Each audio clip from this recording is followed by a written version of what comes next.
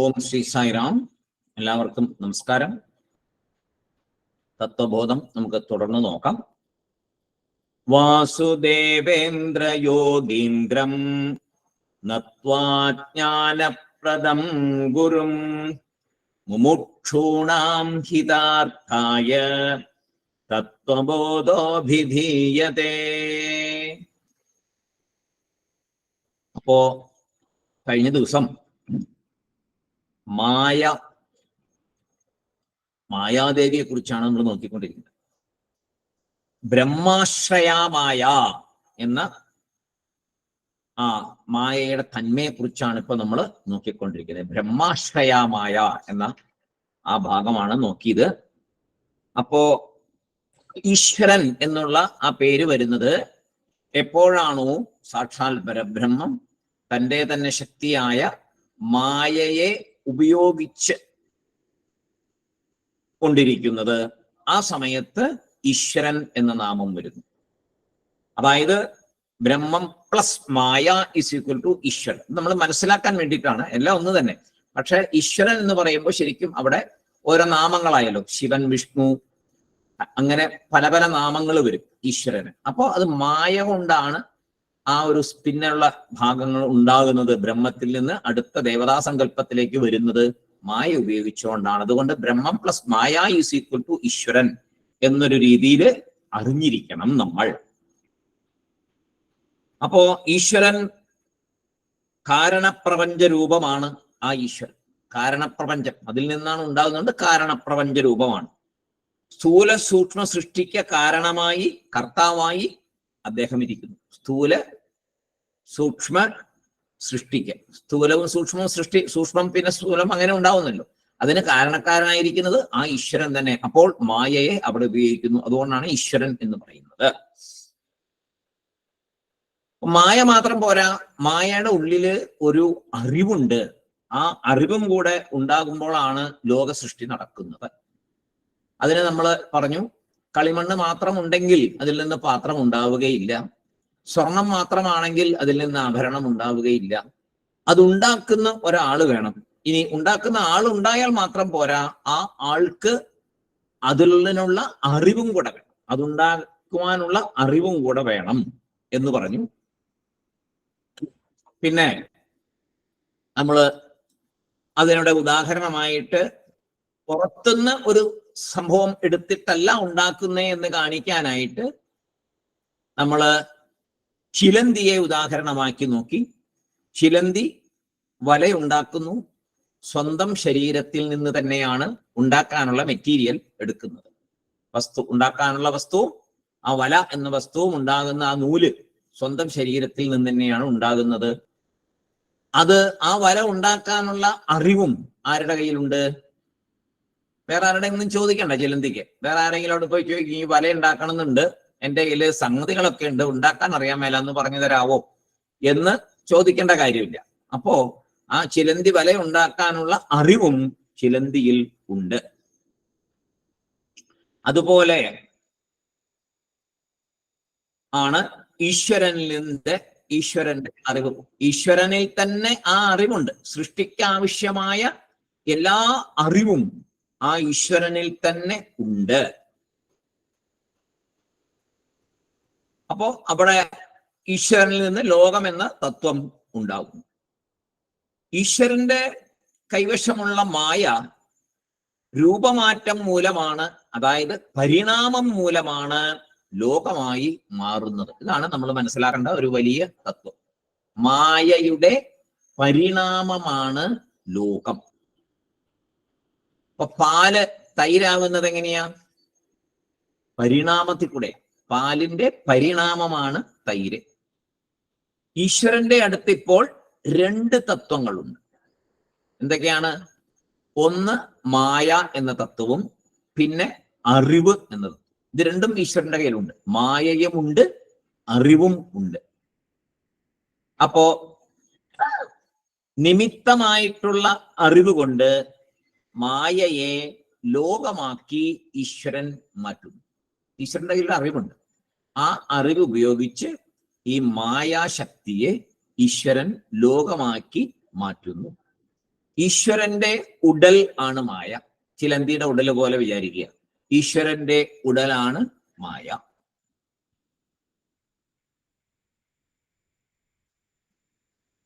ഈശ്വരന്റെ ഉടലാണ് മായ എന്ന് വിചാരിക്കുക. ഈശ്വരന്റെ അടുത്തുള്ള അറിവ് ബ്രഹ്മത്തിൽ നിന്ന് ലഭിക്കും. ഈശ്വരന്റെ അടുത്തുള്ള അറിവ് എവിടെ നിന്ന് കിട്ടി? ഈശ്വരന് ബ്രഹ്മത്തിൽ നിന്ന് ലഭിച്ചു.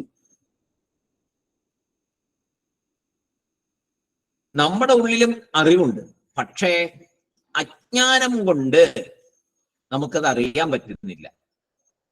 ഈശ്വരന്റെ അറിവ് മോഹം കൊണ്ടോ അല്ലെങ്കിൽ അജ്ഞാനം കൊണ്ടോ സ്പർശിക്കപ്പെടുന്നില്ല.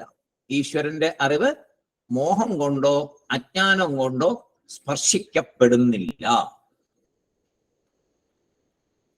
ചിലന്തി തന്റെ അറിവ് ഉപയോഗിച്ച് തന്നിൽ നിന്ന് തന്നെയാണ് വലയുണ്ടാക്കുന്നത്. അതുപോലെ തന്നെ ഈശ്വരന്റെ ഉടലിൽ നിന്ന് ഈ ലോകം ഉണ്ടായി. ഈശ്വരന്റെ ഉടലിൽ നിന്ന് ഈ ലോകം ഉണ്ടായി. ചിലന്തിയുടെ ശരീരം അവിടെ നിന്നാണ് ഉണ്ടായത് വല. അതുപോലെ ഈശ്വരന്റെ മായ. അപ്പൊ ചിലന്തിയുടെ ശരീരത്തെ ഈശ്വരന്റെ മായയായിട്ട് വിചാരിക്കുക, ഈശ്വരന്റെ ബോഡി മായയായിട്ട് വിചാരിക്കുക. ചിലന്തിയുടെ ബോഡി മായയാണ്, അതുപോലെ ഈശ്വരന്റെ ബോഡി മായയായിട്ട് വിചാരിക്കുക. ഈശ്വരനിലുള്ള അറിവ് ബ്രഹ്മത്തിൽ നിന്ന് കിട്ടിയ അറിവ്. ഈശ്വരൻ എവിടെ നിന്ന് അറിവ് കിട്ടുന്നത്? പുറത്ത് വേറെ എന്തെങ്കിലാണോ? അല്ല, ബ്രഹ്മത്തിൽ നിന്ന് തന്നെയാണ് അറിവ് കിട്ടിയിരിക്കുന്നത്. കാരണം ബ്രഹ്മം തന്നെയാണല്ലോ. ആ മായ എന്ന ശക്തി തന്നിൽ തന്നെ ഉള്ളതാണ്, തന്നിൽ തന്നെ അറിവുമുണ്ട്. അപ്പോ ലോക സൃഷ്ടിക്ക് ഈശ്വരന് ബുദ്ധിമുട്ടില്ല. അപ്പോ നമ്മുടെ ഉടലും മായ, പക്ഷെ നമ്മുടെ അറിവില് അജ്ഞാനമുണ്ട്. അവിടെയാണ് നമ്മളും ഈശ്വരനും തമ്മിലുള്ള വ്യത്യാസം വരുന്നത്. നമ്മുടെ ഉടലും മായ തന്നെയാണ്, ഈശ്വരന്റെ ഉടലും മായ തന്നെയാണ്. പക്ഷെ ഈശ്വരന് ബ്രഹ്മത്തിൽ നിന്ന് കിട്ടിയ അറിവുണ്ട്, അറിവിന് അവിടെ അജ്ഞാനം കലർന്നിട്ടില്ല. പക്ഷെ നമ്മളെ സംബന്ധിച്ചിടത്തോളം നമ്മുടെ അറിവില് അജ്ഞാനം കലർന്നിരിക്കുന്നതിനാൽ നമുക്ക് ഇത് തിരിച്ചറിയാൻ പറ്റുന്നില്ല. അപ്പോ അതാണ് ഒരു പ്രത്യേകമായിട്ട് നമ്മളിവിടെ മനസ്സിലാക്കേണ്ടത്. അജ്ഞാനം എങ്ങനെ പ്രവർത്തിക്കുന്നു എന്നുള്ളതിന്റെ ഒരു തെളിവാണ്. ഈശ്വരനിൽ അജ്ഞാനമില്ല, ബ്രഹ്മത്തിൽ നിന്ന് കിട്ടിയ അറിവ് മാത്രമേ ഉള്ളൂ.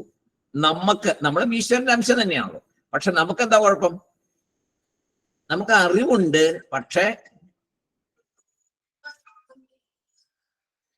അറിവുണ്ടെങ്കിലും മായ നമ്മളെ ഇതെല്ലാം മറച്ചു പിടിച്ചിരിക്കുക. ഒന്നും നമുക്ക് വ്യക്തമായിട്ട് കിട്ടത്തില്ല. നമ്മളെ തെറ്റായി ധരിപ്പിക്കുന്നുണ്ട് പലതിനെയും.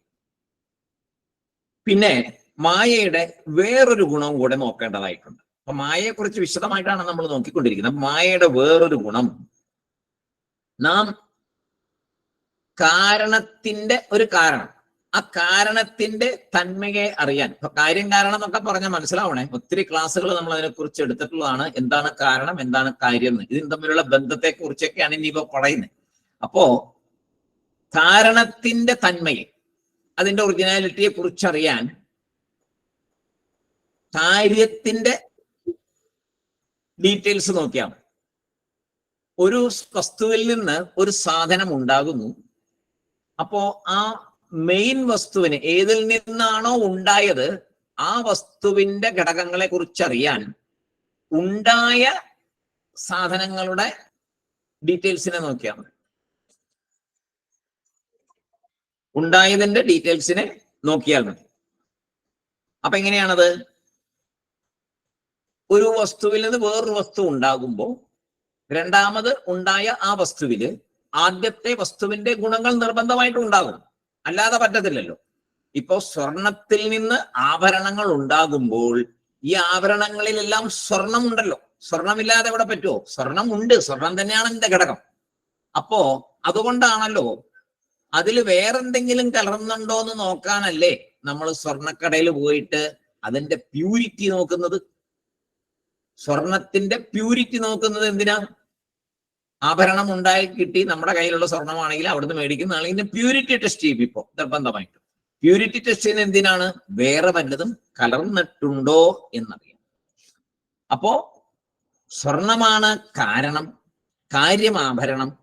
അപ്പൊ കാര്യത്തില് കാരണത്തിന്റെ മെയിൻ ആയിട്ടുള്ള അംശം തന്നെയാണോ, അല്ല വേറെ എന്തെങ്കിലും ഉണ്ടോ എന്നറിയാനാണ് നോക്കുന്നത്. അപ്പൊ എന്തായാലും കാര്യത്തില് കാരണത്തിന്റെ തന്മ കാണും, ഉറപ്പാണ്. ഇല്ലെങ്കിൽ അത് വ്യത്യാസം. അപ്പോ ലോകത്തിന്റെ ഗുണങ്ങളെല്ലാം, നമ്മൾ ഈ ലോകത്തിൽ കാണുന്ന ഗുണങ്ങളെല്ലാം ആരിലും ഉണ്ടായിരിക്കും? മായയിലും ഉണ്ടായിരിക്കും, ഉറപ്പാണ്. അല്ലാതെ കണ്ട് ഈ ഗുണങ്ങൾ ഇവിടെ ഉണ്ടാകാൻ പറ്റില്ല. ഇവിടെ കാണുന്ന ഗുണങ്ങളെല്ലാം തന്നെ അത് സൃഷ്ടിച്ച് മായയിലും ഉണ്ട്. മായയിലുള്ള ഗുണങ്ങൾ മാത്രമാണ് ഇവിടെ വരുന്നത്, അല്ലാതെ വേറെ എവിടെ നിന്നും വരാൻ പറ്റില്ല. കാരണം മായയാണ്, മായയിൽ നിന്നാണ് ഉണ്ടാകുന്നത്, മായ തന്നെയാണ് ഉണ്ടാക്കുന്നത്, ഈശ്വരൻ തന്നെയാണ് ഉണ്ടാക്കുന്നത്. അപ്പോ ആ ഗുണങ്ങളെല്ലാം ഇവിടെയും കാണും. അപ്പൊ അത് തന്നെയാണ് മായയുടെ തന്മ. ഈ ഗുണങ്ങളെല്ലാം മായയുടെ തന്മയാണ്. അങ്ങനെ ലോകത്തെ ശരിക്കും നോക്കുമ്പോൾ 3 വിധം ഗുണങ്ങൾ സ്പഷ്ടമായിട്ട് ഇവിടെ കാണാം. ഇത് ശ്രദ്ധിച്ച് മനസ്സിലാക്കേണ്ട ഒരു ഭാഗമാണ്. 3 തരം ഗുണങ്ങൾ ഇവിടെ നമുക്ക് സ്പഷ്ടമായിട്ട് കാണാം. അപ്പോ ഈ 3 ഗുണങ്ങൾ എവിടെ ഉണ്ടായിരിക്കും? മായയിൽ നിന്നും വന്നതായിരിക്കും, മായയിൽ ഉള്ളതായിരിക്കും, ഉറപ്പാണ്. അപ്പോ അതെന്തൊക്കെയാണ്? ഇവിടത്തെ ഒരു രീതിയിൽ നോക്കുമ്പോൾ തത്വബോധത്തിൽ വിശദീകരിക്കും വേറൊരു രീതിയിലാണ്. നമ്മൾ പറയുന്ന സത്യാജത്തമോ ഗുണം എന്നുള്ള ഒറ്റ രീതിയല്ല. 3 വിധം ഗുണങ്ങൾ സ്പഷ്ടമായിട്ട് കാണാം. ഒന്ന് ജഡമായ ലോകം. ഇത് ലോക സൃഷ്ടിയെ കുറിച്ച് പറയുന്നതുകൊണ്ടാണ്. ഒന്ന് ജഡമായ ലോകം. ജഡം എന്ന് പറഞ്ഞാൽ പറയാലോ, ഇനി പ്രത്യേകിച്ച് ഞാൻ പറയേണ്ട കാര്യമില്ലല്ലോ. ജഡം എന്ന് പറഞ്ഞാൽ ചൈതന്യമില്ലാത്തത്. ജഡമായ ലോകം ഇല്ലേ? കുറെ ജഡവസ്തുക്കൾ നമ്മുടെ മുമ്പിലുണ്ട്, നമ്മൾ കാണുന്നുണ്ട്, അതെടുത്ത് പെരുമാറുന്നുണ്ട്, എല്ലാം ചെയ്യുന്നുണ്ട്. പിന്നെ അതായത് പാറ, മണ്ണ് മുതലായ സാധനങ്ങളൊക്കെ ജഡമാണ്. പിന്നെയോ, അപ്പൊ ഇതൊക്കെ ചലനമില്ലാത്തവയാണ്, അവയ്ക്കൊന്നും ചലനമില്ല. പിന്നെ ആരെയാണ് കാണുന്നത്? ചിലതില് പ്രവർത്തിക്കുന്നവയെ കാണുന്നുണ്ട്, പ്രവർത്തനം. ചിലതൊക്കെ ഇങ്ങനെ പ്രവർത്തിക്കുന്നുണ്ട്, അങ്ങനെയുള്ളവയും നമ്മൾ കാണുന്നുണ്ട്. അതായത് മൂവ്മെന്റ്, ചലിക്കുന്നവയെ കാണുന്നുണ്ട്, മൂവ്മെന്റ് ഉള്ളവയെ നമ്മൾ കാണുന്നുണ്ട്. നമ്മൾ തന്നെ പ്രവർത്തിക്കുന്ന ആൾക്കാരാണ് അല്ലെ? പ്രവർത്തനമില്ലാതെ പറ്റില്ല. ഇങ്ങനെ നോക്കുമ്പോൾ ധാരാളം ചലനമുള്ളവയെ നമുക്ക് കാണാം. അപ്പോൾ ഒരു പവർ ഓഫ് ആക്ഷൻ നമ്മളിവിടെ കാണുന്നുണ്ട്. ഭൂമിയിൽ കാണുന്ന കാര്യങ്ങളാണ് ജഡമായവ, പിന്നെ പവർ ഓഫ് ആക്ഷൻ ഉള്ളവ, പ്രവർത്തിക്കാൻ കഴിവുള്ളവ, അങ്ങനെയുള്ളവരെ കാണുന്നു. പിന്നെ എന്താണ്? ഒരു അറിവുണ്ട് അല്ലെ? ഒരു അറിവ് എല്ലാവരിലും കിടപ്പുണ്ട്. അത് ലോകത്തിന്റെ തന്മയാണ്, ഒരു അറിവ്. അപ്പൊ 3 കാര്യം: ജഡം, പവർ ഓഫ് ആക്ഷൻ, പിന്നെ നോളജ്. ഈ 3 കാര്യങ്ങൾ ഇവിടെ കാണുന്നുണ്ട്. അപ്പൊ ഈ 3ഉം ആരുടെ കയ്യിൽ ഉണ്ടാവും? നമുക്ക് എവിടുന്നാ കിട്ടിയത് ഈ 3ഉം? ഈ ലോകത്തിൽ ഈ 3 എവിടുന്നാ കിട്ടിയത്? മായയിൽ നിന്ന്. അപ്പൊ ഇതാരുടെ കയ്യിലുണ്ട്? മായയുടെ കയ്യിലുണ്ട്. എന്താണുള്ളത്? ജഡമായ വസ്തുക്കളെ ഉണ്ടാക്കാനുള്ള ആ ജഡമായ വസ്തുക്കൾ മായയിലുണ്ട്, അതിനത് സാധിക്കും. അറിവുണ്ട്, പ്രവർത്തിക്കാനുള്ള കഴിവും മായയിൽ ഉണ്ട്. അപ്പോ ജഡം, power to act, power of action, power to know, ഇത്രയും മായയുടെ അടുത്ത് ഈ 3 വിധമായ ശക്തി ഉണ്ട്. അറിയും ശക്തി, പ്രവർത്തിക്കും ശക്തി, പ്രവർത്തിക്കാതിരിക്കും ശക്തി. നമുക്ക് എപ്പോഴും തെറ്റിദ്ധരിക്കപ്പെടുന്ന ഒരു കാര്യമാണ് ഈ ജഡമായത്. അതായത് നമ്മൾ ജീവൻ ഇല്ല എന്ന് പറയുന്ന വസ്തുക്കൾ, അതിനെ നമ്മൾ ഒരിക്കലും ഈശ്വരീയത്വം കൽപ്പിക്കാറില്ല. അതാണ് അജ്ഞാനത്തിന്റെ ഒരു വലിയ ദോഷം. ശരിക്കും ഈ ജഡമായ വസ്തുക്കൾ എന്താണ്? ജീവനുള്ളവയെ പോലെ തന്നെയല്ലേ? ഇതെല്ലാം എവിടുന്ന ഉണ്ടായേ? എല്ലാം ഉണ്ടായത് ഈശ്വരനിൽ നിന്ന് തന്നെയാണ്. ഈശ്വരനിൽ നിന്നും ഒന്നും ഭിന്നമല്ല. ഉപനിഷത്തിന്റെ അവസാനത്തെ തത്വം അതാണ്. സർവം ഖൽവിദം ബ്രഹ്മ.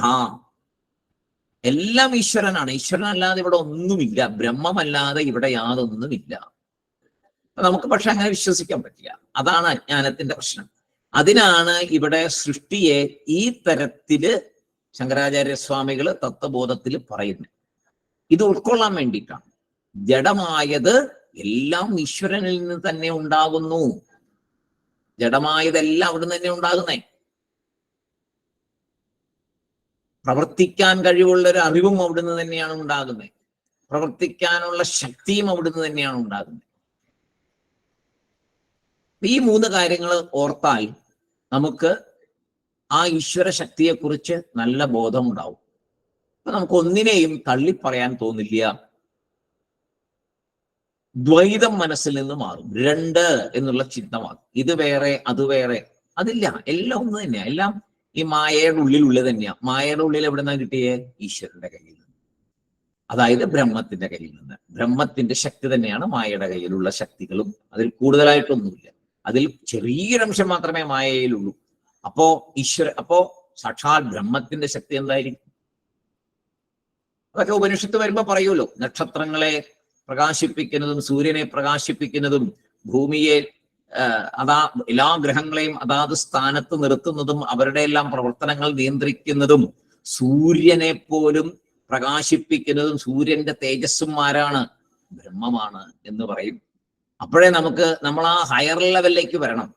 അപ്പോ ഈ ഓരോ ദേവതമാരെയും ചുമതല കൊടുത്ത് ഓരോ കാര്യങ്ങൾക്ക് കൊടുത്ത് നമ്മൾ ഈശ്വരൻ എന്ന് വിളിക്കുന്ന ദേവതമാരുടെയും മുകളിൽ ആളുണ്ട്, ഒരു ശക്തിയുണ്ട്. ആ ശക്തിയാണ് ഓരോ ദേവതമാരിലും ഉള്ളത്. അവരവരുടെ ഡിപ്പാർട്ട്മെന്റ് ആയിട്ട് മാറ്റി വെച്ചിരിക്കുന്നു എന്ന് മാത്രമേ ഉള്ളൂ. അപ്പൊ നമ്മൾ എവിടെ ചെല്ലണം? നമ്മൾ ആ ഏറ്റവും പരമമായ ശക്തിയിലേക്ക് നമ്മൾ എത്തണം. ആ ശക്തി എവിടെയുണ്ട്? നമ്മുടെ ഉള്ളിൽ തന്നെയുണ്ട്. അതാണ് ആത്മ. അവിടേക്കാണ് ഇതെല്ലാം കൊണ്ടുവരുന്നത്. പക്ഷെ നമ്മൾ അറിയുന്നില്ല. അജ്ഞാനം മൂലം നമ്മൾ എപ്പോഴും താഴ്ന്ന പടിയിൽ നിൽക്കുക എന്നാണ് നമ്മുടെ വിചാരം. ഏറ്റവും താഴെയാണ് നമ്മൾ എന്നിട്ട് എല്ലാവരോടും കൈ നീട്ടുക. ഭഗവാനെ അത് തരണേ, ഭഗവാനെ ഇത് തരണേ. അപ്പൊ നമ്മുടെ സ്വന്തമായിട്ടുള്ള ഒരു തന്മയെ അറിയുന്നില്ല. ഉപനിഷത്തുക്കളുടെ ഉദ്ദേശം തന്നെ അവനവന്റെ തന്മയെ അറിയാനാണ്. ഞാൻ ആര് എന്നറിയാനാണല്ലോ. അപ്പോ ഇവിടെ അത് വളരെയധികം പ്രയോജനം ചെയ്യും. എന്താന്ന് വെച്ച് കഴിഞ്ഞാൽ ജഡമായതുപോലും ഈശ്വരാംശമാണ് എന്നറിയുമ്പോ ചൈതന്യം പ്രവർത്തിക്കുന്ന നമ്മൾ ആര് എന്നുള്ളത് അറിയാൻ നമുക്ക് കുറച്ചുകൂടെ എളുപ്പമുണ്ട്. ഇനി ഈ സത്വരജത്തമോ ഗുണങ്ങളെ ഇതുമായിട്ട് എങ്ങനെ ബന്ധിപ്പിക്കുന്നു അതും നോക്കണല്ലോ. എങ്ങനെയാണ് അതിനെ ബന്ധിപ്പിക്കുന്നത്? അപ്പോൾ പറയുന്നു, അറിയുവാനുള്ള ശക്തി, പവർ എന്താ പറയാ, പവർ ടു നോ, അറിയാനുള്ള ശക്തി, അതിനെ സത്വഗുണം എന്ന് പറയാം. അറിയാനുള്ള ശക്തിയെ സത്വഗുണം എന്ന് പറയും. പിന്നെ പ്രവർത്തിക്കും ശക്തി, എപ്പോഴും പ്രവർത്തനക്ഷമതയോടുകൂടിയിരിക്കുന്ന, പ്രവർത്തിക്കണം, എനിക്ക് എന്തെങ്കിലും ചെയ്യണം എന്ന് പറഞ്ഞിരിക്കുന്ന ശക്തി, അതിനെന്ത് പറയാം? രജോ ഗുണം എന്ന് പറയാം. അതിന് രജോ ഗുണം, എപ്പോഴും കർമ്മനിരതനായിരിക്കാനുള്ള ഉത്സാഹത്തോടു കൂടിയുള്ള ഇരുപ്പ്, രജോ ഗുണം. പിന്നെയോ ഇപ്പൊ തന്നെ നിങ്ങൾക്ക് മനസ്സിലായി കാണും, ജഡമായിരിക്കുന്ന അവസ്ഥ. ജഡമായിരിക്കുമ്പോ എന്താണ്? തമസ് അല്ലേ? ഒന്നും ചെയ്യാതെ വെറുതെ ഇരിക്കുക, ജഡം, തമസ്സായിട്ടിരിക്കുന്ന അവസ്ഥ. ഇതിനെ 3 കമ്പയർ ചെയ്യുന്ന അങ്ങനെയാണ്. അറിയാനുള്ള ശക്തിയെ, അറിവ് ശക്തിയെ സത്വഗുണം, പ്രവർത്തിക്കും ശക്തിയെ രജോ ഗുണം, പ്രവർത്തിക്കാതെ ജഡമായിരിക്കുന്ന, മൂവ്മെന്റ് ഇല്ലാതിരിക്കുന്ന അവസ്ഥയെ തമസ് എന്നും നമുക്ക് പറയാം. അതിനാൽ മായയുടെ ലക്ഷണം നമ്മൾ നേരത്തെ പറഞ്ഞു, വായിച്ചപ്പോ നേരത്തെ ആ ഭാഗം വായിച്ചപ്പോ എന്താ പറഞ്ഞേ? സത്വരജത്തമോ ഗുണാത്മിക, സത്വരജ തമോ ഗുണാത്മിക, ത്രിഗുണാത്മിക എന്ന് പറഞ്ഞല്ലോ. ത്രിഗുണാത്മികമായ, അപ്പൊ എന്താണ് ത്രിഗുണം? സത്വരജ തമോ ഗുണാത്മിക, അതാണ് ത്രിഗുണാത്മിക. അപ്പോ ബ്രഹ്മാശ്രയ സത്വരജത്തമോ ഗുണാത്മിക മായ അസ്തി, അതാണ് ഇവിടെ പറഞ്ഞു വന്നത്. ആ ഒരു വാചകമാണ് ഇത്രയും പറഞ്ഞേ. കഴിഞ്ഞില്ല, ഇനിയും അതിന്റെ കൂടുതൽ ഡീറ്റെയിൽസ് ഉണ്ട്. ഇവിടം വരെ പറയുമ്പോ ബ്രഹ്മാശ്രയമായ സത്വരജത്തമോ ഗുണാത്മികമായ അസ്ഥി, അങ്ങനെ ഒരു മായ ഉണ്ട്. ഇനിയോ ബ്രഹ്മത്തെ ആശ്രയിച്ചിരിക്കുന്ന സത്വരജത്തമോ ഗുണങ്ങളോട് കൂടിയ മായ ഉണ്ട് എന്നിവിടെ ഉറപ്പിച്ചു പറഞ്ഞു. ആ മായയിൽ നിന്ന് സൃഷ്ടി ഉണ്ടായി. ഈശ്വരൻ എന്നാൽ മായ എന്ന ഉടലോട് കൂടിയ അറിവ് സ്വരൂപം. അറിവ് സ്വരൂപം, അത് പ്രത്യേകം ശ്രദ്ധിക്കണം. മായ എന്ന ഉടലോട് കൂടിയ അറിവ് സ്വരൂപം ആണ് ഈശ്വരൻ. അങ്ങനെ ഈശ്വരനിൽ നിന്ന് സൃഷ്ടി വരാൻ പോവുകയാണ്. അതാണ് നമ്മൾ ഇനി നോക്കാൻ പോണേ. ആ അറിവ് മായ എന്ന ഈശ്വരനിൽ അറിവും കൂടെയുണ്ട്. ആ ഈശ്വരൻ ആ അറിവ് ഉപയോഗിച്ച് സൃഷ്ടി ചെയ്യാൻ പോകുന്നു. അതെങ്ങനെയെന്ന് നമുക്ക് നോക്കാം. ഇത് മായയുടെ വിവരണത്തിന്റെ ഒരു കണ്ടിന്യൂഷൻ തന്നെയാണത്. സൃഷ്ടി. അപ്പൊ ലോകം ആരിൽ നിന്നുണ്ടായോ, അദ്ദേഹത്തെ നമ്മൾ എന്താ വിളിക്കുന്നത്? ആധ്യാത്മികമായിട്ട് പഠിക്കുന്നവർ നമ്മൾ എങ്ങനെയാ വിളിക്കുന്നത്? ഈ ലോകം ആരിൽ നിന്നുണ്ടായി എന്നൊറ്റ ചോദ്യം ചോദിച്ചാൽ നമ്മൾ എന്ത് പറയും? ഈശ്വരനിൽ നിന്ന്, അല്ലെ? നമ്മൾ അങ്ങനെ തന്നെയാ പറയുന്നത്, അതിനകത്ത് സംശയമൊന്നുമില്ല. എവിടെ നിന്നുണ്ടായി ലോകം? ഈശ്വരനിൽ നിന്ന്. സൃഷ്ടിക്കും ഈശ്വരനും തമ്മിലുള്ള ബന്ധത്തെ നോക്കുമ്പോൾ, സൃഷ്ടിക്കും ഈശ്വരനും തമ്മിലുള്ള ബന്ധം അതെന്താണ് എന്ന് നോക്കുമ്പോൾ, ഈശ്വരന്റെ ശരീരം തന്നെയാണ് മായ. ചിലന്തിയുടെ ശരീരത്തിൽ നിന്ന് തന്നെയാണ് ചിലന്തി വല ഉണ്ടാക്കപ്പെട്ടിരിക്കുന്നത്. അതുപോലെ ഈശ്വരനിൽ നിന്ന്, സ്വന്തം ശരീരത്തിൽ നിന്ന് തന്നെയാണ് ഈ മായ ഈ ലോകത്തെ ഉണ്ടാക്കിയിരിക്കുന്നത്.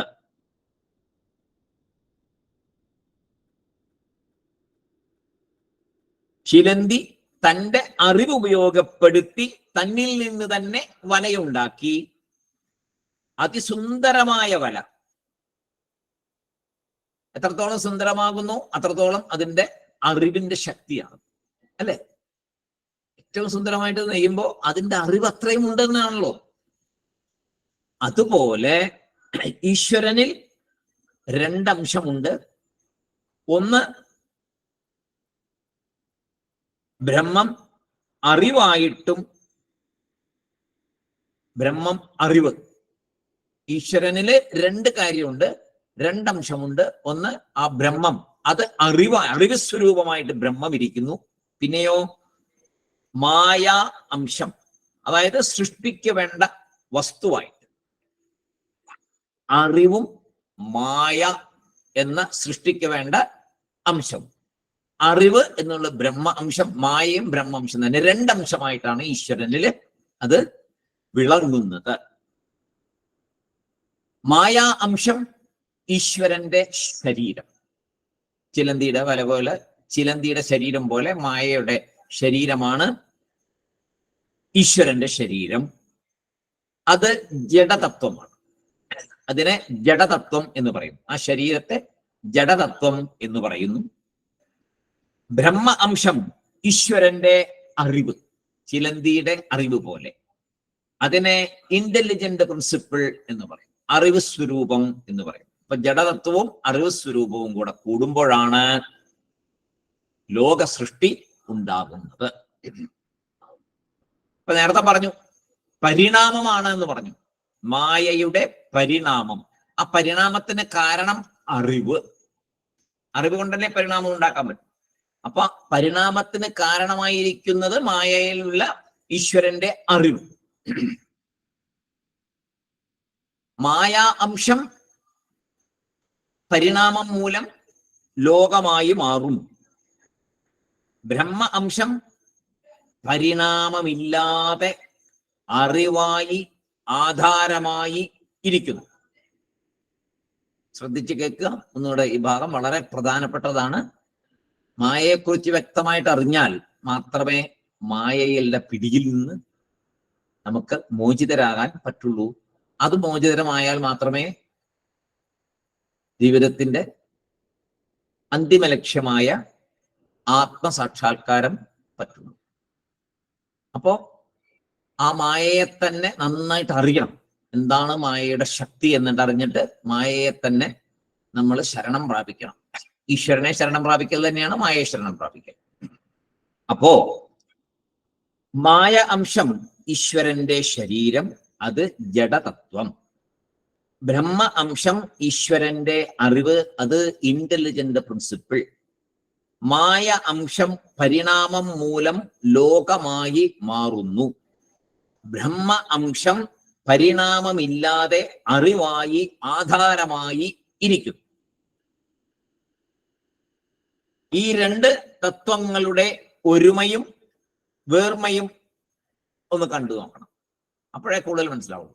ഇതിന്റെ ഒരുമ എന്താണ്, ഇതിന്റെ വേർമ എന്താണ്? ബ്രഹ്മതത്വത്തിന്റെയും മായാതത്വത്തിന്റെയും യോജിക്കലാണ് ഈശ്വരൻ. കുറച്ചുകൂടെ നല്ല ക്ലാരിറ്റി ആയിട്ട് വരികയാണ്. ശങ്കരാചാര്യസ്വാമികൾ വളരെ ഭംഗിയായിട്ടാണ് ഇത് പറഞ്ഞു തരുന്നത്. ഒരുപാട് പ്രാവശ്യം കേട്ടാലേ കേട്ട് വീണ്ടും ചിന്തിച്ച് ഒരുപാട് മനനം ചെയ്യണം അത് മനസ്സിലാവണമെങ്കിൽ. അപ്പോ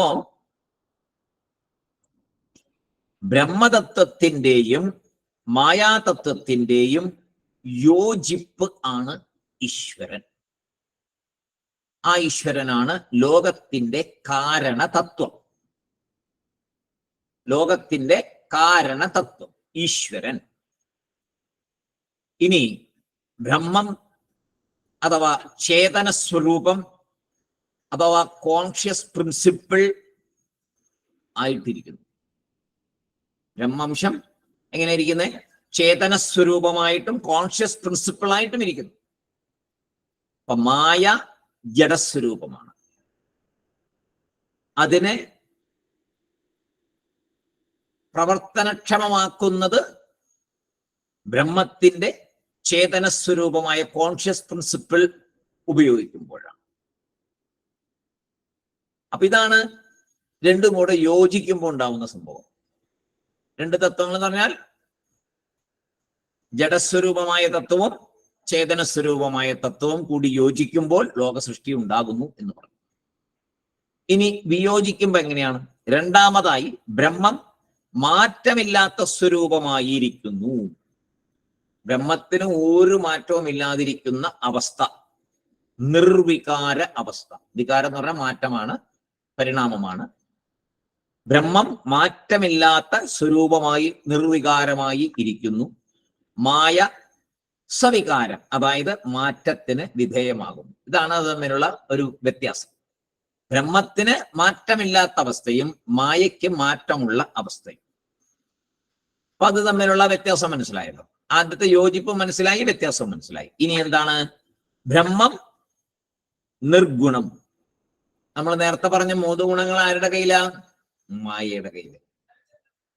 മായയായിട്ട് വരുമ്പോഴാണ് ആ 3 ഗുണങ്ങൾ വരുന്നത്. ബ്രഹ്മമായിട്ടിരിക്കുമ്പോഴോ ഈ ഗുണങ്ങളൊന്നും അവിടെ ബാധിക്കില്ല. ഗുണങ്ങളൊരു സൃഷ്ടിയാണ്. അപ്പോ അവിടെ ഇതൊന്നും ഇല്ല. അവിടെ നിർഗുണ അവസ്ഥയാണ്. മായ സഗുണമാണ്. 3 ഗുണങ്ങളും ഉണ്ട് മായയില്. അതാണ് മായയുടെ പ്രത്യേകത തന്നെ. സത്വരജതമോ ഗുണാത്മിക എന്ന് പറഞ്ഞു. ആത്മിക എന്ന് പറഞ്ഞാൽ തന്മകൾ ഉള്ളത് എന്നർത്ഥം. സത്വരജതമോ ഗുണങ്ങൾ ഉള്ളത് എന്നതിനാണ് ആത്മിക എന്ന് പറയുന്നത്.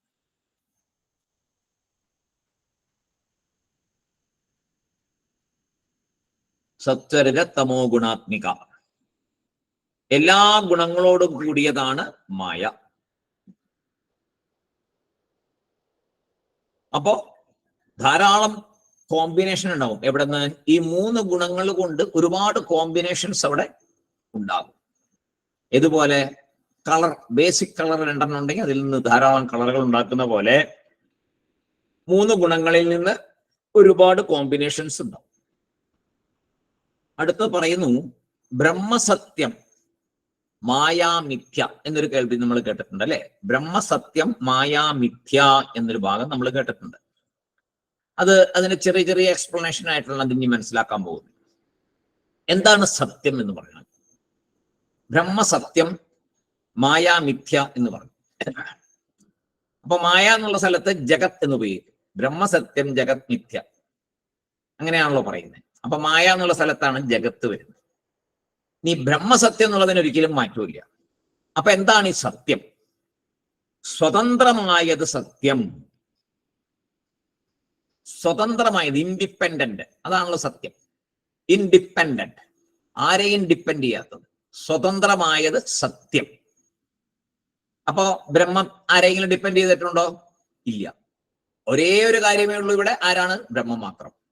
അപ്പോൾ ബ്രഹ്മം സത്യം. ഇനി മായ മിഥ്യ, ജഗത് മിഥ്യ. എന്തുകൊണ്ടാണ് മായയെ മിഥ്യ എന്ന് പറഞ്ഞേ? മിഥ്യയായിട്ടുള്ളതെല്ലാം വേറൊന്നിനെ ആശ്രയിച്ചിരിക്കും. ബ്രഹ്മാശ്രയ മായ എന്ന് ആദ്യമേ പഠിപ്പിച്ചു ശങ്കരാചാര്യ സ്വാമികൾ. അപ്പൊ മായ മിഥ്യയല്ലേ? ആണ്. ഇൻഡിപെൻഡന്റ് അല്ലല്ലോ? അല്ല. സത്യമാണോ? അല്ല. ഡിപ്പെൻഡന്റ് അല്ലേ? അതെ. അപ്പോ സത്യമല്ല. അതാണ് മിഥ്യ എന്ന് പറഞ്ഞു. അതിന് വേറൊരു കാര്യം പറയുന്നത്, ഒരു നിഴല് സ്വതന്ത്രമാണോ? നിഴലിനെ നോക്കുക. നിഴല് സ്വതന്ത്രമാണോ? അല്ല. കാരണം ഏതിൽ നിന്നാണോ നിഴൽ ഉണ്ടാക്കപ്പെടുന്നത് അതിനെ ആശ്രയിച്ചിരിക്കും. അത് നീങ്ങുമ്പോ നിഴല് നീങ്ങും, അത് ചുരുങ്ങുമ്പോ നിഴല് ചുരുങ്ങും, അത് വലുതാവുമ്പോ നിഴല് വലുതാവും. ആ വസ്തുവിനെ ആശ്രയിച്ചിരിക്കും. അപ്പോ നിഴൽ സ്വതന്ത്രമല്ല, നിഴൽ സത്യമല്ല. ആ സത്യത്തിന്റെ വാക്ക് അർത്ഥം മനസ്സിലാക്കണം. എന്താണ് സത്യം കൊണ്ട് ഉദ്ദേശിക്കുന്നതെന്ന്. നിഴല് അനുഭവത്തിലുണ്ട്. അതാണ് നമ്മളെ കുഴപ്പിക്കുന്നത്. അനുഭവത്തിലുള്ളതെല്ലാം സത്യമാണെന്നുള്ള ചിന്തയാണ് അജ്ഞാനം. സ്വാമികൾ കൊണ്ടുവരുന്ന അങ്ങോട്ടാ. അനുഭവത്തിലുണ്ട്, സത്യമല്ലേ? ഇതാണ് നമ്മുടെ ചോദ്യം എപ്പോഴും. ഈ ലോകമില്ലെന്ന് പറയാൻ പറ്റുമോ? അനുഭവത്തിലുണ്ടല്ലോ, അനുഭവത്തിലുണ്ടല്ലോ. അതിന് നേരത്തെ നമ്മൾ കുറെ കാര്യങ്ങൾ പഠിച്ചിട്ടുണ്ട്. ഏതാണ്? അനുഭവത്തിലുള്ളതെല്ലാം സത്യമല്ല എന്നുള്ളതിന്. എന്താണത്? ഓർമ്മയുണ്ടോ? സ്വപ്നം. സ്വപ്നത്തിലെല്ലാം ഉണ്ടല്ലോ. എന്താ ഇല്ലാത്ത? സകല കാര്യങ്ങളും സ്വപ്നത്തിലുണ്ട്. സത്യമാണോ? അല്ലല്ലോ.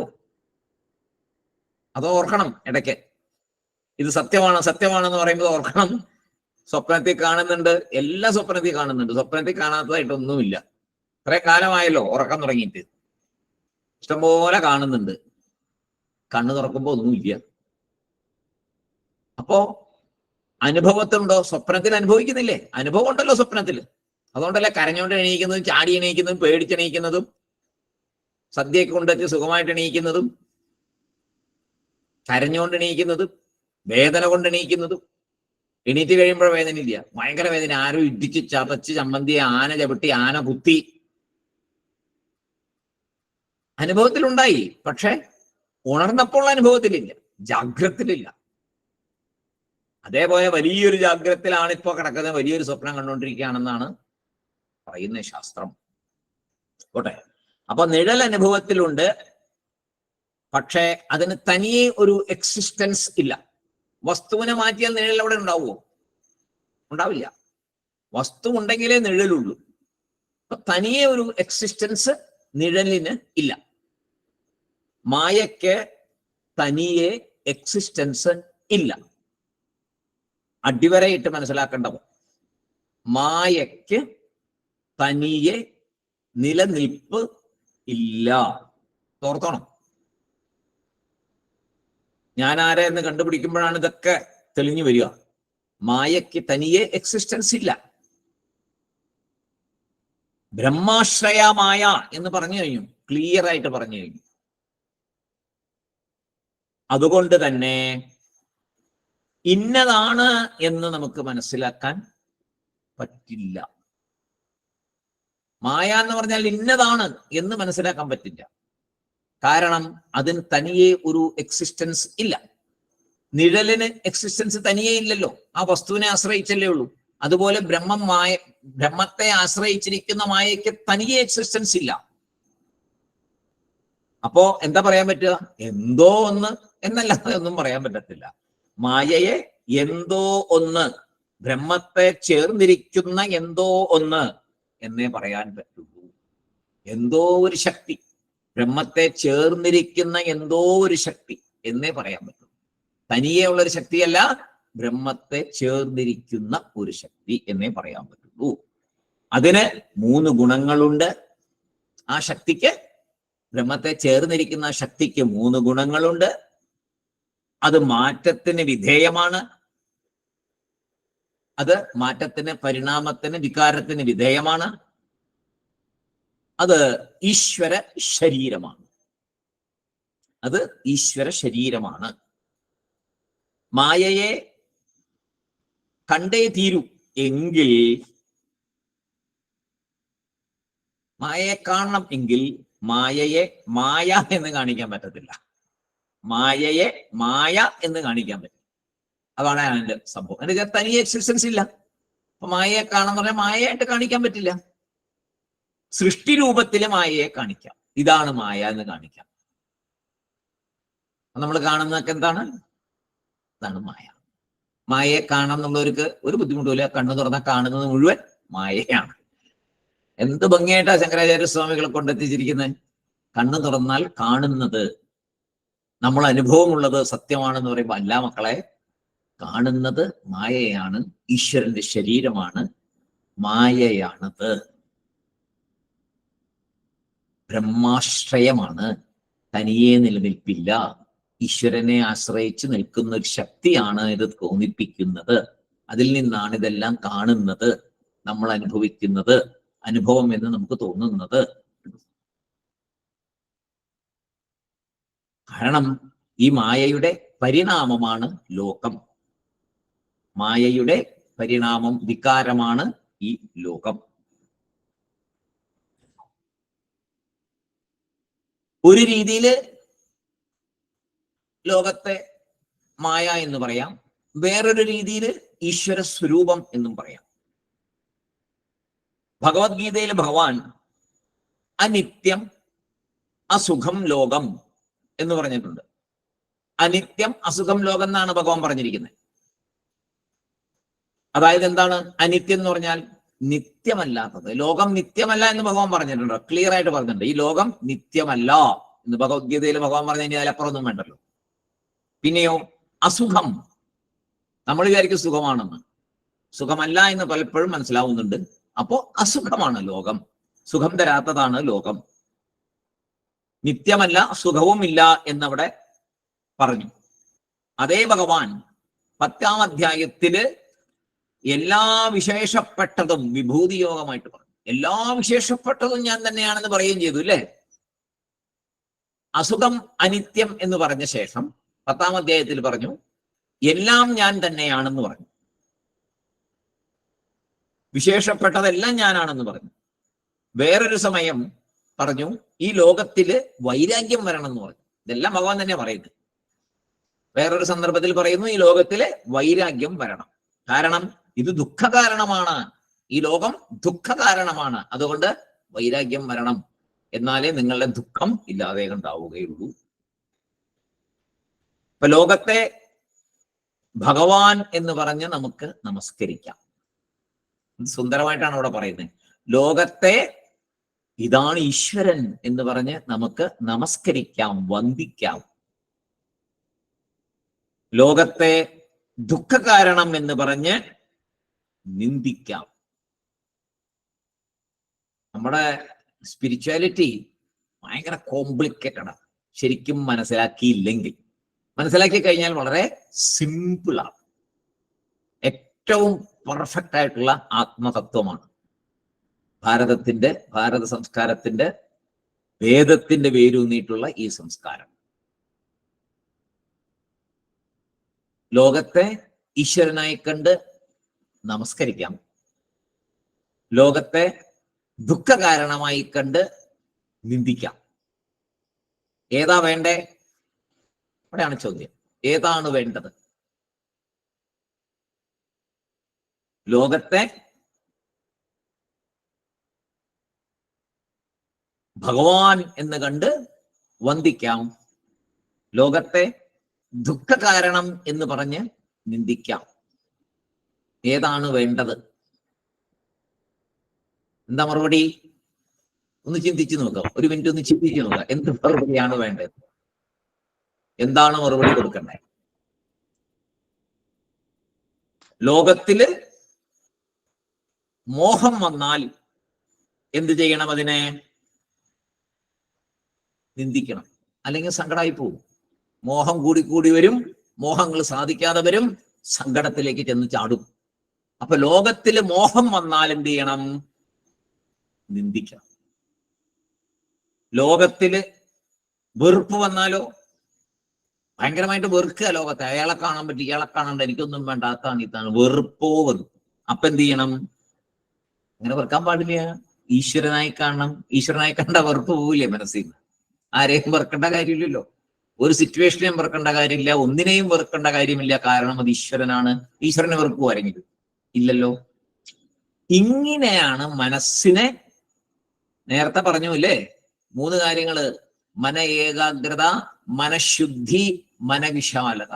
ഇത് 3 വന്നാലേ ആത്മസാക്ഷാത്കാരം ഉണ്ടാവുകയുള്ളൂ. ഇത് എന്തെല്ലാം വഴികളാ പറഞ്ഞു തരുന്നത് നമ്മുടെ ഗ്രന്ഥങ്ങള്. എത്ര ലളിതമായിട്ട് ഓരോരോ കാര്യങ്ങളെ പറഞ്ഞ് മനസ്സിലാക്കി തരുന്നു. കാരണം ഈ അജ്ഞാനത്തിന്റെ പിടിയിൽ നിന്ന് മാറാൻ വളരെ വളരെ വളരെ ബുദ്ധിമുട്ടാണ്. എത്ര കേട്ടാലും പിന്നെയും സംശയങ്ങളുടെ ഒരു കൂമ്പാരമാണ്. സംശയം നിവർത്തിക്കാനുള്ള കാര്യങ്ങളൊക്കെ പറഞ്ഞിട്ടുണ്ട്, കേട്ടിട്ടുണ്ട്, എല്ലാം ഉണ്ട്, ഉള്ളിലുണ്ട്. പക്ഷെ നമുക്കങ്ങോട്ട് ബോധിക്കുന്നില്ല. അതാ പ്രശ്നം. നമുക്കങ്ങോട്ട് വിശ്വാസം വരുന്നില്ല. വിശ്വാസമില്ലായ്മയാണ് മെയിൻ പ്രശ്നം. വിശ്വാസത്തോടു കൂടി സമീപിച്ചു നോക്കൂ, അപ്പോ ഒരു ബുദ്ധിമുട്ടും വരില്ല. ശരിയാണല്ലോ എന്ന് ഉറയ്ക്കും. ശരിയാണല്ലോ എന്ന് ഉറച്ചാലേ പ്രയോജനമുള്ളൂ. അപ്പോ ലോകത്തില് മോഹം വന്നാൽ അതിനെ നിന്ദിച്ച് അതിൽ നിന്ന് രക്ഷപ്പെടണം. ലോകത്തിനോട് അനാവശ്യമായ വെറുപ്പ് തോന്നുകയാണെങ്കിൽ ഉടനെ മനസ്സിനെ മാറ്റണം. അത് ശരിയല്ല, ഈശ്വരനല്ലേ ഇതെല്ലാം. ഈശ്വരനല്ലാതെ ഇവിടെ എന്തുണ്ട്? ഞാൻ എന്തിനെയാണ് വെറുക്കുന്നത്? സാക്ഷാൽ ജഗതീശ്വരനെ ഞാൻ വെറുക്കുകയാണോ? ബ്രഹ്മത്തെ ഞാൻ വെറുക്കുകയാണോ? അതാണോ ശരി? അപ്പൊ ഞാൻ എന്നുള്ളത് നിൽപ്പുണ്ട്. ഞാൻ ആരാന്നുള്ളതിലേക്ക് എത്തിയിട്ടില്ല. ഞാൻ ആരാന്ന് എത്തുമ്പോ എന്താ പറഞ്ഞിരിക്കുന്നത്?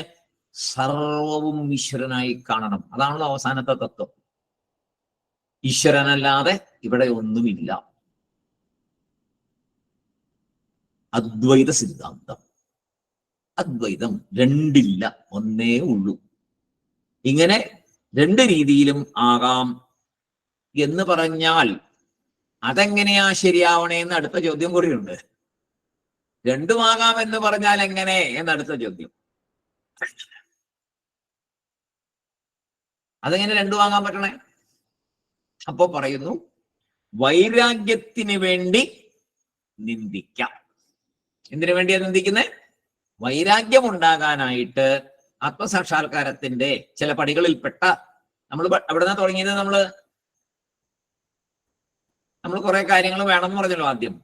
അതിനകത്ത് വൈരാഗ്യം വരുന്നുണ്ടല്ലോ. വിവേകം, വൈരാഗ്യമൊക്കെ വന്നില്ലേ? അപ്പൊ വൈരാഗ്യത്തിന് വേണ്ടിയിട്ട് ഈ സ്റ്റെപ്പ് ഉപയോഗിക്കാം.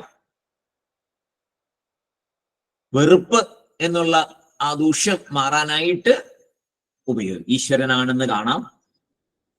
അപ്പോ ലോകം മായയുടെ പ്രദർശനമാണ്.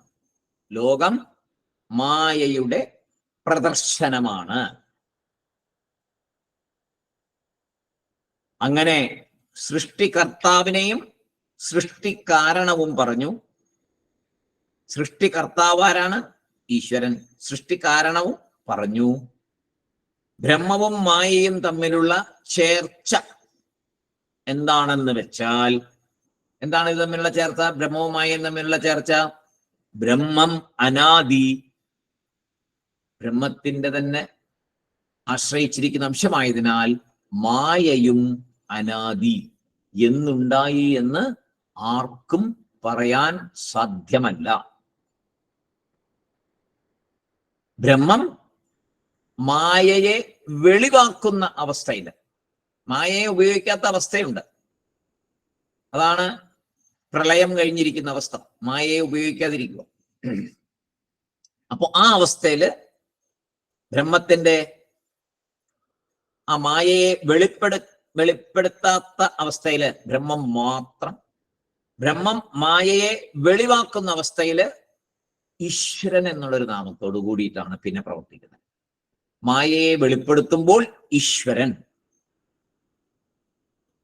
അപ്പോ അങ്ങനെയുള്ള ആ ബ്രഹ്മത്തിന്റെ അടുത്തുള്ള മായ വികാരപ്പെട്ട് മാറ്റം സ്വീകരിച്ച് പ്രപഞ്ചമാകാൻ പോകുന്നു. ഇനി നമ്മൾ അതിലേക്ക് പോവുകയാണ്, പ്രപഞ്ച സൃഷ്ടിയിലേക്ക് പോവുകയാണ്. ഈശ്വരന്റെ അടുത്തുള്ള മായ. അപ്പൊ മായ എന്താണെന്ന് മനസ്സിലാക്കാതെ അത് പറഞ്ഞിട്ട് കാര്യമില്ലല്ലോ. ഒരുപാട് കാര്യങ്ങൾ ഇപ്പൊ ശങ്കരാചാര്യ സ്വാമികൾ പറഞ്ഞു തന്നു മായയെ കുറിച്ച്. അങ്ങനെ ആ മായ എന്താ ചെയ്യാൻ പോണേ? മായയുടെ ചെറിയ ഒരു അംശം മാത്രം എടുത്തുകൊണ്ട് മാറ്റത്തിന് വിധേയമാകുന്നു സ്വയം. എങ്ങനെ വിധേയമാകാൻ പറ്റുന്നേ? ഒരു ബ്രഹ്മം തന്നെ ഒരു അറിവ് കൊടുത്തിട്ടുണ്ട്. ബ്രഹ്മം കൊടുത്തിട്ടുള്ള അറിവ് കയ്യിലുണ്ട്. ആ അറിവ് ഉപയോഗിച്ച് ആ മായാശക്തി ഇനി സൃഷ്ടി ചെയ്യാൻ പോവുകയാണ്. ചെറിയൊരു അംശമേ ഉപയോഗിച്ചുള്ളൂ. തൻ്റെ ശക്തിയിലെ ചെറിയ ഒരു വളരെ വളരെ വളരെ ചെറിയൊരു അംശം ഉപയോഗിച്ച് പരിണാമത്തിന് വിധേയമായി സൃഷ്ടി ചെയ്യാൻ പോകുന്നു. അതിന് കുറെ സ്റ്റേജുകളുണ്ട്. ആ സ്റ്റെപ്പുകളൊക്കെ നമുക്ക് അടുത്ത ദിവസം നോക്കാം. ഇത്രയും കാര്യം വളരെ ശ്രദ്ധയോടെ ഒന്ന് ഓർക്കുക. ബ്രഹ്മാശ്രയമായ 3 തത്വങ്ങളുണ്ട്. ജഡതത്വം, പ്രവർത്തന ശക്തി, അറിവ്. ബ്രഹ്മം, ബ്രഹ്മത്തിൻ്റെ തന്നെ ശക്തിയാണ് മായ. അതിനെ ഉപയോഗിക്കുമ്പോൾ ഈശ്വരൻ എന്ന നാമത്തിൽ വരുന്നു. ആ ബ്രഹ്മത്തിൻ്റെ അറിവ് തന്നെയാണ് ഈശ്വരൻ സൃഷ്ടിക്ക് ഉപയോഗിക്കുന്നത്. സൃഷ്ടി നടക്കുന്നത് ഈശ്വരന്റെ തന്നെ അംശമായ മായയുടെ പരിണാമത്തിലാണ്. മായ സ്വയം പരിണാമപ്പെടുന്നത് തൻ്റെ പക്കൽ ബ്രഹ്മത്തിൽ നിന്ന് ലഭിച്ചിട്ടുള്ള അറിവിന്റെ ഒരു ചെറിയ ചെറിയ ചെറിയ അംശം ഉപയോഗിച്ച് മാത്രമാണ്.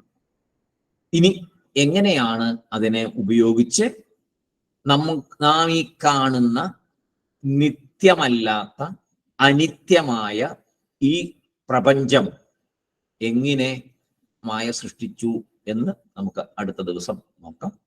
എല്ലാവരുടെ പാദങ്ങളിൽ നമസ്കാരം. വളരെ ഗഹനമായ കാര്യങ്ങൾ മനസ്സിലാകാൻ ഭഗവാൻ തന്നെ അനുഗ്രഹിക്കട്ടെ എന്ന് പ്രാർത്ഥിക്കുന്നു.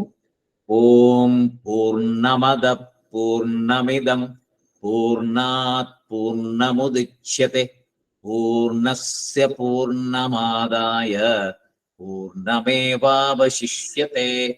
ഓം ശാന്തി ശാന്തി ശാന്തി. എല്ലാവർക്കും Sairam. Sairam sir. Sairam. Sairam sir. Sairam sir. Sairam. Sairam. Sairam.